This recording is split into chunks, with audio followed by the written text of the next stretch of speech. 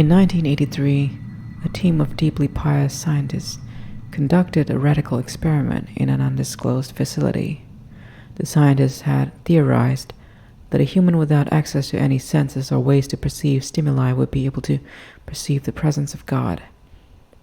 They believed that the five senses clouded our awareness of eternity, and without them, a human could actually establish contact with God by thought. An elderly man who claimed to have nothing to live for was the only test subject to volunteer. To purge him of all his senses, the scientists performed a complex operation in which every sensory nerve connection to the brain was surgically severed. Although the test subject retained full muscular function, he could not see, hear, taste, smell, or feel. With no possible way to communicate with or even sense the outside world, he was alone with his thoughts.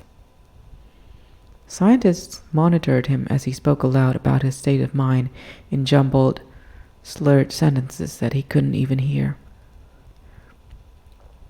After 4 days, the man claimed to be hearing hushed, unintelligible voices in his head. Assuming it was an onset of psychosis, the scientists paid little attention to the man's concerns. 2 days later, the man cried that he could hear his dead wife speaking with him, and even more, he could communicate back. The scientists were intrigued, but were not convinced until the subject started naming dead relatives of the scientists. He repeated personal information to the scientists that only their dead spouses and parents would have known. At this point, a sizable portion of the scientists left the study. After a week of conversing with the deceased through his thoughts, the subject became distressed, saying that the voices were overwhelming.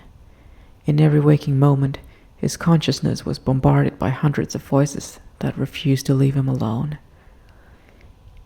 He frequently threw himself against the wall, trying to elicit a pain response. He begged the scientists for sedatives so he could escape the voices by sleeping. This tactic worked for 3 days until he started having severe night terrors. The subject repeatedly said that he could see and hear the deceased in his dreams. Only a day later, the subject began to scream and claw at his non-functional eyes, hoping to sense something in the physical world. The hysterical subject now said the voices of the dead were deafening and hostile, speaking of hell and the end of the world. At one point, he yelled, "No heaven, no forgiveness," for 5 hours straight. He continually begged to be killed, but the scientists were convinced that he was close to establishing contact with God. After another day, the subject could no longer form coherent sentences. Seemingly mad, he started to bite off chunks of flesh from his arm. The scientists rushed into the test chamber and restrained him to a table so he could not kill himself. After a few hours of being tied down, the subject halted his struggling and screaming. He stared blankly at the ceiling as teardrops silently streaked across his face. For 2 weeks, the subject had to be manually rehydrated due to the constant crying. Eventually, he turned his head, and despite his blindness, made focused eye contact with the scientist for the first time in the study.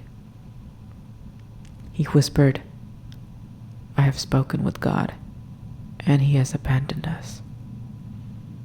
And his vital signs stopped. There was no apparent cause of death.